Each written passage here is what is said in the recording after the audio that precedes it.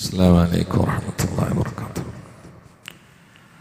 أعوذ بالله من الشيطان الرجيم. بسم الله الرحمن الرحيم.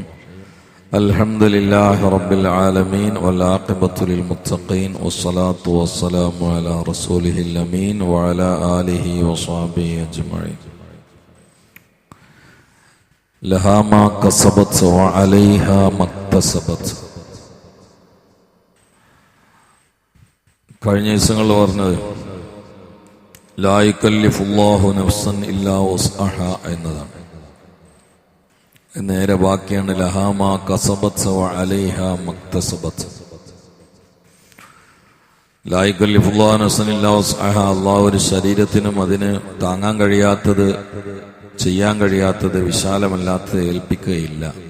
ലഹ ഓരോ ശരീരത്തിനും ആ ശരീരത്തിനുണ്ട് മാ കസബത്ത്, അതിനുവേണ്ടി ഖൈറായി എന്തൊക്കെ അധ്വാനിച്ചോ അതിൻ്റെയൊക്കെ ഗുണം ആ ശരീരത്തിനാണുള്ളത്.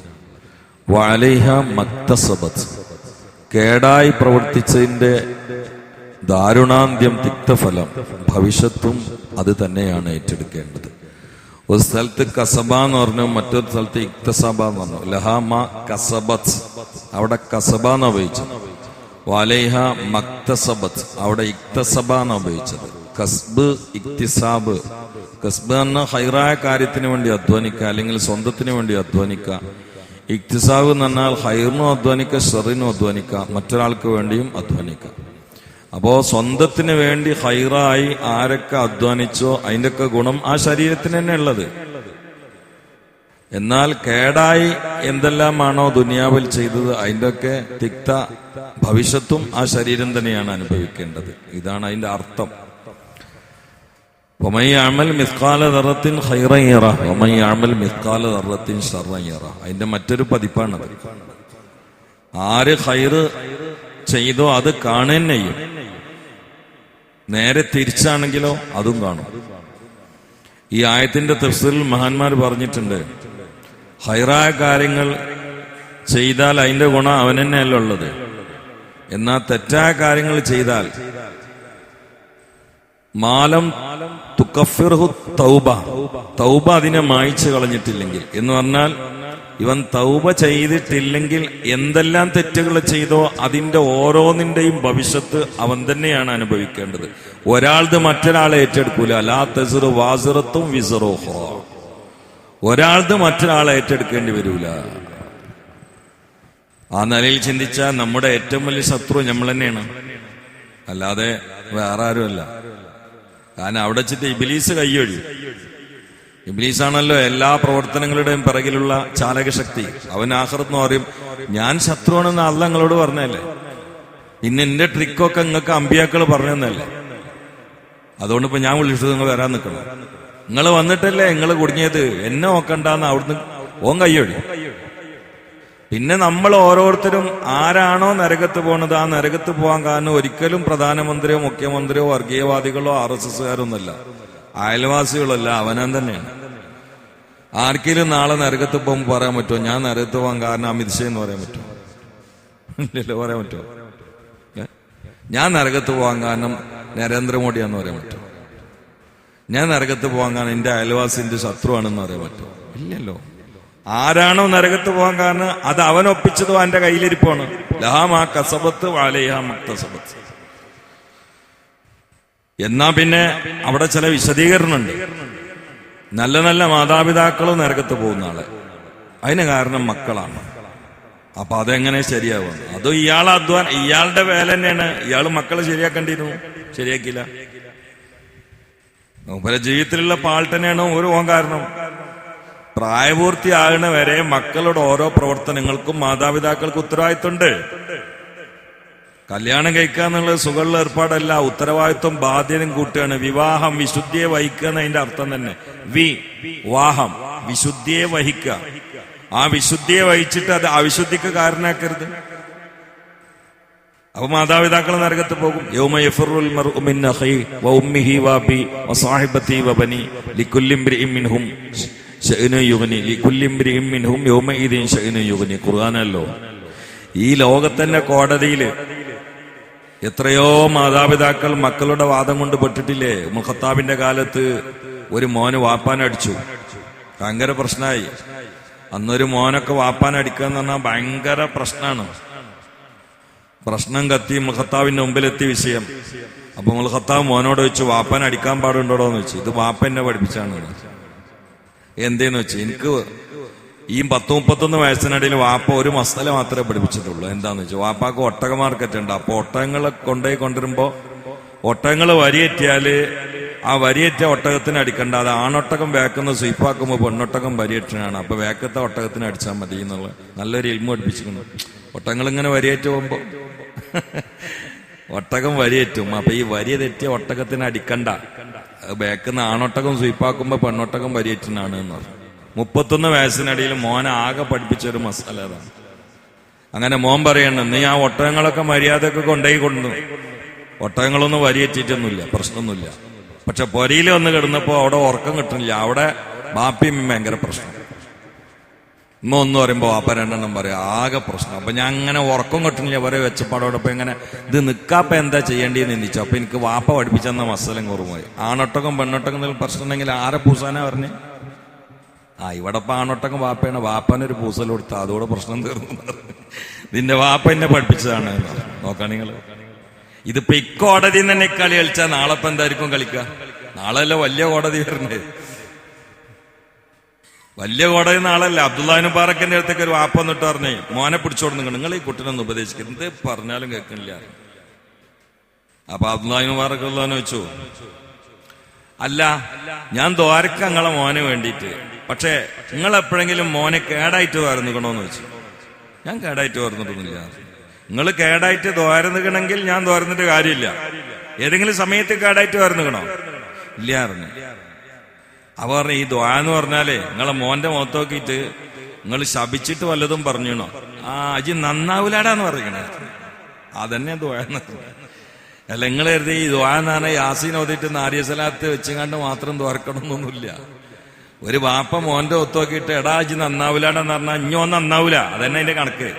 മര്യാദക്ക് ഇറങ്ങിപ്പോയി മൂന്നാളൊന്നും ഞാൻ ദ്വാരക്കൂല. നിങ്ങൾ മോനെ കേടായിട്ട് ദ്വാരന്നിട്ട് അതിന് കേടെത്തിയിട്ട് കൊണ്ടുവരിക, എന്നിട്ട് ഇന്നോട് നിന്നിട്ട് വേറെ ദ്വാരക്കാൻ പറയാം. ഒരു മോന്റെ മുഖത്ത് നോക്കിയിട്ട് നന്നാവൂലാടാന്ന് പറയില്ല. ഈ വാക്ക് ഉപയോഗിക്കരുത് മക്കളോട്. ഈ വാക്ക് മക്കളോട് ഉപയോഗിക്കരുത്. നന്നാവൂലടാന്ന് പറയരുത്. ശക്തമായി ശകാരിക്കാം. ഭക്ഷണം മാത്രമല്ല ശിക്ഷണം കൊടുക്കണം. പക്ഷേ അന്യായമായി മൃഗങ്ങളുടെ പേര് വിളിക്കാം, നന്നാവൂലാടാന്ന് പറയാ. ഇതൊക്കെ ഈ മോന് ജീവിതത്തിൽ ബാധിക്കും. എന്നോട് ഈ മാത്തൂരിസ എന്നുള്ള ഒരാളുടെ ഇത് വഫാത്തായി, വലിയ സൂഫിയായിരുന്നു. മൂപ്പൻ എന്നോട് പറഞ്ഞു, കുന്നംകുളത്തൊരു ഒരു കുഞ്ഞാലി ഉണ്ടായിരുന്നു, അവന്റെ പേരെന്നെ കള്ള കുഞ്ഞാലി എന്നായിരുന്നു. എല്ലാ ജയിലിലും കയറിക്കണ എല്ലാ പുതിയ ചാർജ് എടുത്ത SI-മാരും ആദ്യം സാമ്പിൾ നോക്കൽ ഇവന്റെ മേത്താണ്. എല്ലാവരും നോട്ടിയിട്ടു. എന്നിട്ട് മാത്തൂരിസായി ചിരിച്ചിട്ട് എന്നോട് പറയണം, മൂപ്പരെ കള്ള കുഞ്ഞാലിയാക്കിയത് വല്യമ്മയെന്ന് പറഞ്ഞു. കാരണം ഈ ഇതിന്റെ തള്ളന്റെ മരോൾക്ക് പ്രസവല്യായിട്ട് കുറെ ദ്വാരന്ന് പിടിച്ച് അവസാനം ഗർഭമൊക്കെ ഉണ്ടായി ആശുപത്രി എല്ലാരും ഇങ്ങനെ നിൽക്കുകയാണ്. ഇവനിങ്ങനെ വരുന്ന സമയം നോക്കിയിട്ട് ഡോക്ടർ വന്ന സമയത്തൊന്നും ഇപ്പം വരണില്ല. അവസാനം ചെക്കൻ പുറത്ത് കടി. അതില് വല്യമ്മ ബാങ്ക് കൊടുക്കണതിനും പിന്നെ നുള്ളിയിട്ട് പറഞ്ഞ എടാ കള്ള കുഞ്ഞാലി ഏജ് എല്ലാരും സ്വീപ്പാക്കിയില്ലേ എന്ന് പറഞ്ഞു. അപ്പൊ ഈ കുട്ടി ആദ്യം ചെകിട്ട് കേട്ടത് കള്ള കുഞ്ഞാലി എന്നാണ്, ബാങ്കല്ല. അങ്ങനെ തന്നെ ഉണ്ടായും ചെയ്ത് കള്ള കുഞ്ഞാലിയായി. മാതാപിതാക്കൾ വളരെ ശ്രദ്ധിക്കണം. മക്കളെ ഡാഷിന്റെ മോനെ എന്നൊക്കെ വിളിക്കണവരുണ്ട്. ആ ഡാഷ് എന്ന് പറഞ്ഞാൽ 7 വട്ടം കഴുകേണ്ട സാധനമാണ്. അതിന്റെ മോനെ എന്ന് വിളിച്ചാൽ ഈ മോൻ നന്നാവില്ല. ചെറുപ്പത്തിലെ അത് വിളിച്ച് കേൾപ്പിച്ചാൽ ഈ മോൻ ഒരിക്കലും നന്നാവില്ല. നമ്മള് വീട്ടിൽ ഉപയോഗിക്കണമെന്ന് മൃഗത്തിന്റെ പേരാവരുത്.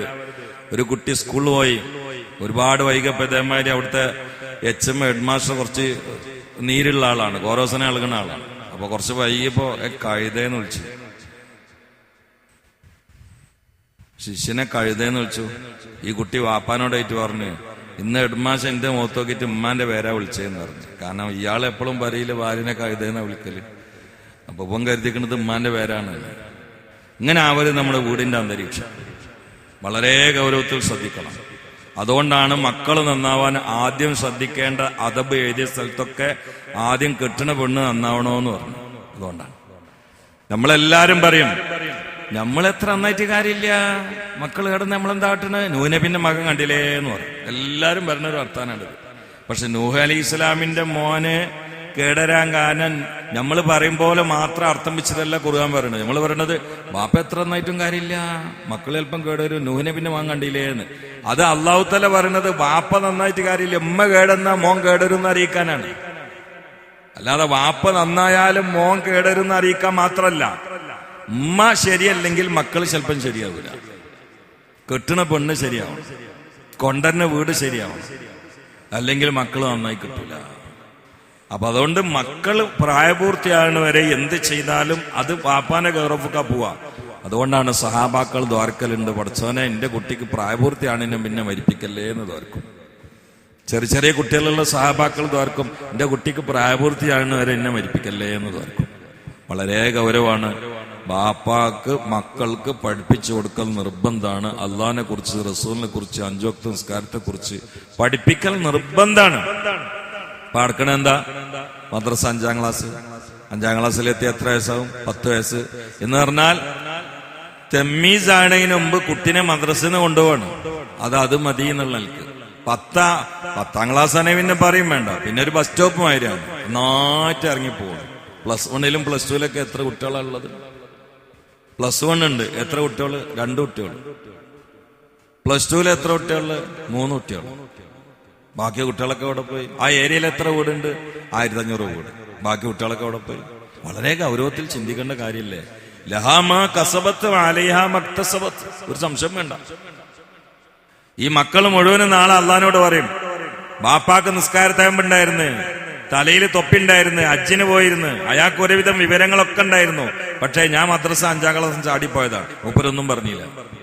പിന്നെ എന്റെ കമ്പനി നാട്ടിൽ റെഡി അല്ലാത്ത കമ്പനി ആയിരുന്നു. ഞാൻ അവരെ കൂടെ സർവരിക്കല്ലുമ്പോ കയറി നിന്നിട്ട് തൊള്ളയിൽ പൊടിയിടുന്ന ഈ കാക്ക കണ്ടിരുന്നു. അപ്പൊ അയാൾ ജമാഅത്തിന് 1-ാം സഫ് ഇട്ടാൻ കൊണ്ട് ഓടിയിരുന്നു. എനിക്ക് പറഞ്ഞില്ല എന്ന് നാളെ മക്കൾ മഹ്ശറയാകുന്ന കോടതിയിൽ വെച്ചുകൊണ്ട് പടച്ചവനോട് പറയുമ്പോ ഒരു തെറ്റും ചെയ്യാത്ത മാതാപിതാക്കൾ ഈ കുട്ടികളുടെ കെഞ്ചൽ, നെഞ്ചു പൊട്ടിയിട്ടുള്ള കെഞ്ചൽ, അന്യായം വാപ്പാക്കെതിരെ പറയുന്നത് മലക്കളോട് പറയും, ആ വാപ്പാനി ഉമ്മാനി ആദ്യ നരകത്തിലിട്ടിട്ട് അതിന്റെ മേലെ ഓനിട്ടാ മതി എന്ന് പറയും നബിയുനാ റസൂലുള്ളാഹി. മദ്രസന്ന് കുട്ടികളെ ചോർത്തുന്ന എല്ലാവരും ഗൗരവത്തിൽ ചിന്തിക്കുക, നെഞ്ച് പടച്ചിട്ട് ചിന്തിക്കുക, എന്തിനു വേണ്ടിയാണ് ഈ കളി? മദ്രസയിലെ 6-7 എത്തിയ കുട്ടികളോട് അത് മതി, അത്ര കായിലേ എന്ന് പറയണവരുണ്ടല്ലോ, ഓലൊക്കെ ചിന്തിക്കുക, ഈ മക്കൾ നാളെ എന്തായി തീരും. ഇന്ന് നമുക്ക് ഇങ്ങനെ കൊണ്ടെടുക്കാം, കുളിപ്പിച്ച് തുണിങ്ങുപ്പാക്കെ ഇട്ട് ഇങ്ങനെ കൊണ്ടെടുക്കാം, പക്ഷെ നാളെ ഇവരൊക്കെ നമുക്കെതിരെ തിരിയും. ഒരു സംശയം വേണ്ട, ഇവരൊക്കെ തിരിയും നമുക്കെതിരെ. നാളത്തെ കോടതിയിൽ ഈ മക്കളായിരിക്കും നമുക്കെതിരെ സാക്ഷി നിൽക്കുക. അള്ളാഹു കാത്തുരക്ഷിക്കട്ടെ. ഇവിടുന്ന് നമ്മൾ മക്കളെ നല്ലോണം സ്നേഹിക്കണൊക്കെ എല്ലാം കൊടുക്കും, നാളെ ഒരു സാധനം കൊടുക്കൂല. ഇവിടുന്ന് ലിവർ കൊടുക്കും ബാപ്പ. ഈ മോനെ വേണ്ടിയിട്ടാണ് 40 കൊല്ലം അബുദാബിയിൽ കഷ്ടപ്പെട്ടത്. അയാൾക്ക് കഷണ്ടി വന്നു, കൊടവേറ് വന്നു, രക്തം ചോർന്നു, കൊളസ്ട്രോൾ വന്നു, ബ്ലോക്ക് വന്നു. ഇതൊക്കെ ആർക്ക് വേണ്ടിയിട്ടാ വെയിലുണ്ടത്? ഈ പൈതലിന് വേണ്ടിയിട്ടാണ്. എന്നാ നാളെ ചില മക്കള് ബാപ്പാരെങ്ങനെ തെരഞ്ഞെടുക്കും. എന്തിന്? മീസാനിലെ അമലിങ്ങനെ തൂക്കുമ്പോ ഒരമലിന്റെ കമ്മി ഉണ്ടാവും, അതും കൂടി വെച്ചെടുത്തവൻ സ്വർഗത്ത് പോകും. കാരണം ഇങ്ങനെ ബലാബലത്തിൽ നിൽക്കുകയാണിക്കാരം. അപ്പൊ ഇത് വാപ്പ ഒരുപാട് ഇവാത്ത് ചെയ്ത ആളല്ലോ, അതിനൊരു ചെറിയ അമൽ ഇതിലിട്ടാൽ എനിക്ക് സ്വർഗം കിട്ടും. അതിന് വാപ്പാനെങ്ങനെ തെരഞ്ഞെടുക്കും?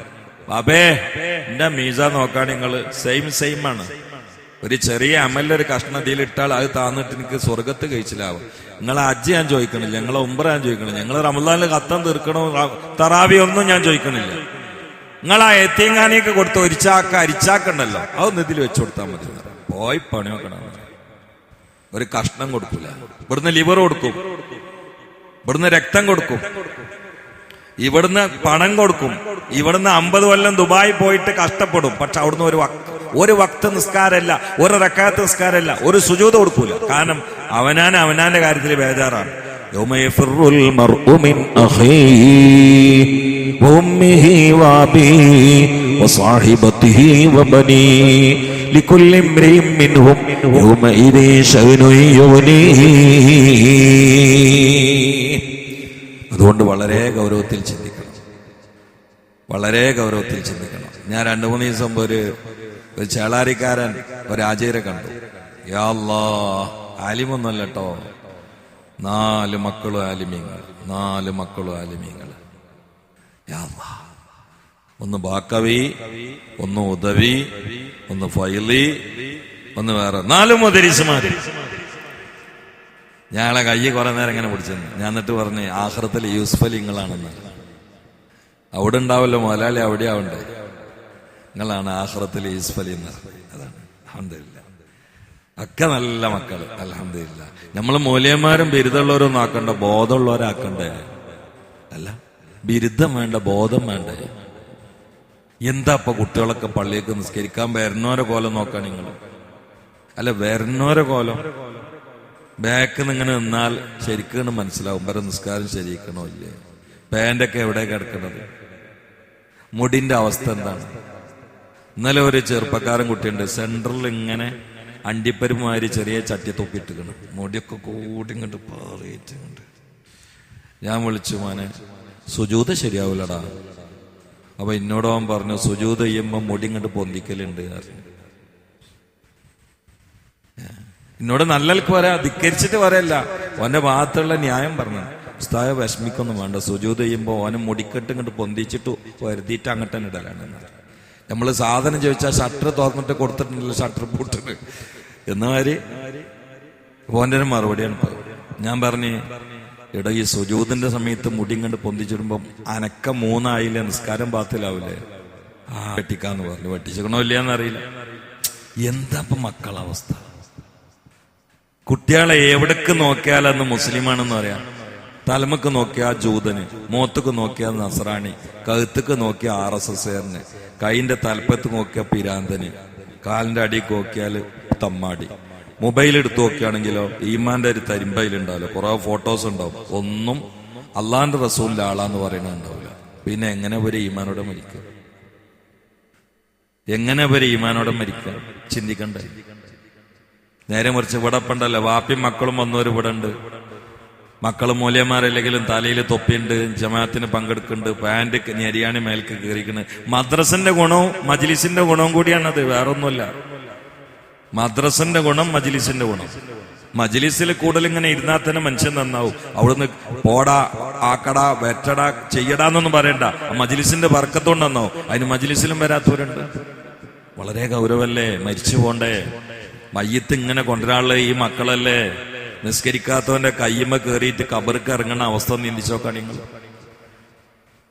ഞാനിപ്പോഴും തമാശയിൽ ഓർക്കലുണ്ട്, ഒരു യാത്രക്കടയില് ഒരു മയ്യത്ത് നിസ്കാരത്ത് കൂടി. സത്യത്തില് ആ നിസ്കാരം കോലല്ല എന്ന് നമുക്കൊക്കെ ഉറപ്പാണ്. കാരണം നമ്മളൊക്കെ ഫാത്തിയ സെൻട്രലായപ്പോഴേക്ക് 4 തക്ബീറും കഴിഞ്ഞിരിക്കണം. ബാപ്പാക്ക മയ്യത്ത് നിസ്കരിച്ച ഇതിന് സിറാത്തുൽ മുസ്തഖീന്ന് നമ്മളെത്തിയപ്പോ 4 തക്ബീറും കഴിഞ്ഞിട്ട് പള്ളിക്കാട്ടി ചാടിക്കണം കബർക്ക് ഇറക്കാൻ.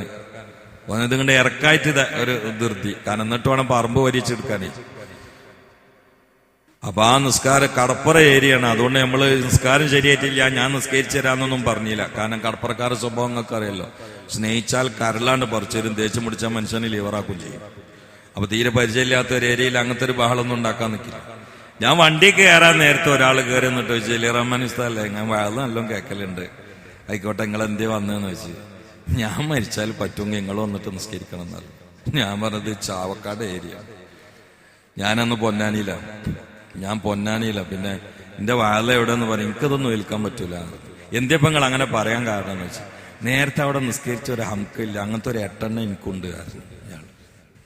ഇയാള് പറഞ്ഞ അങ്ങനത്തെ ഒരു 8 എനിക്കുണ്ട്. നേരത്തെ അവിടെ നിസ്കരിച്ച അങ്ങനത്തെ ഒരു 8 എനിക്കുണ്ട്. അപ്പൊ ഞാൻ മരിച്ചാലും ഇപ്പൊ എന്റെ അമുക്കുകൾ, ഇപ്പൊ അമുക്കെന്നാ പറയണ മക്കളെ, എന്റെ അമുക്കുകള് എന്നെ വെച്ചിട്ട് ഇപ്പൊ ഈ കളി തന്നെയല്ലേ കളിക്കുക. അതുകൊണ്ട് നിങ്ങളെ പോലത്തെ ആരെങ്കിലും ഉണ്ടെങ്കിൽ അവിടെ നിസ്കരിക്കണം.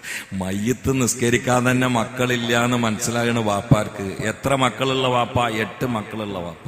ഒരൊറ്റ ഒന്ന് മട്ടത്തിൽ നിസ്കരിക്കാൻ പറ്റണില്ലെങ്കിൽ എങ്ങനെ സമാധാനത്ത് പോയി കിടക്കുക? അതുകൊണ്ട് ബാപ്പാര് മക്കൾ അവർ കേടുവരാൻ ബാപ്പാര് കാരണമായിട്ടുണ്ടെങ്കിൽ അവര് ചെയ്ത അമലിന്റെ ഒരു ബാക്കി തന്നെയാണത്. കാരണം അവരെ കടമ അവര് തീർത്തിയില്ല. ഹുക്കൂക്ക് തീർക്കാതെ പോയാൽ ഖബർ സുഖം ഉണ്ടാവില്ല. അള്ളാഹു കാത്തുരക്ഷിക്കട്ടെ. അവനാൻ നന്മ ചെയ്താൽ അത് അവനാൻ തന്നെ ഉണ്ടാവും, അവനാൻ തിന്മ ചെയ്താൽ അത് അവനാൻ തന്നെ സഹിക്കേണ്ടി വരും. ദോഷങ്ങൾ അവിടെ പേടിക്കണ്ട, പേടിപ്പിച്ച് വിടാൻ പാടില്ല. തൗബ കൊണ്ട് പരിഹരിച്ചിട്ടില്ലെങ്കിൽ. തൗബ കൊണ്ട് പരിഹരിച്ചാൽ അൽഹംദുലില്ലാ മനുഷ്യന്മാര് തെറ്റുകൾ എപ്പോഴും ചെയ്യുന്നവരാണ്. എന്നും തൗബ ചെയ്യണം, എന്നും അസ്തഗ്ഫിറുല്ലാഹൽ അലീം എന്ന് പറയണം, എന്നും സദഖ ചെയ്യണം. എന്നാ മനുഷ്യൻ നരകത്ത് പോവില്ല. അള്ളാഹു കാത്തുരക്ഷിക്കട്ടെ, അള്ളാഹു കാത്തുരക്ഷിക്കട്ടെ. സ്വല്ലല്ലാഹു അലാ മുഹമ്മദ് സ്വല്ലല്ലാഹു അലൈഹി വസല്ലം. സ്വല്ലല്ലാഹു അലാ മുഹമ്മദ് സ്വല്ലല്ലാഹു അലൈഹി വസല്ലം. اللهم صل على محمد يا ربي صل عليه وسلم.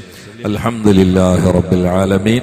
اللهم صل على سيدنا محمد وعلى آل سيدنا ومولانا محمد.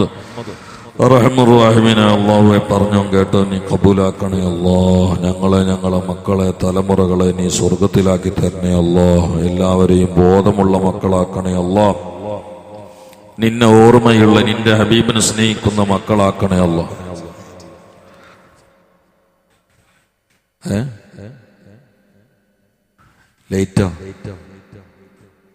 ലൈറ്റ് ഹോട്ടലോ?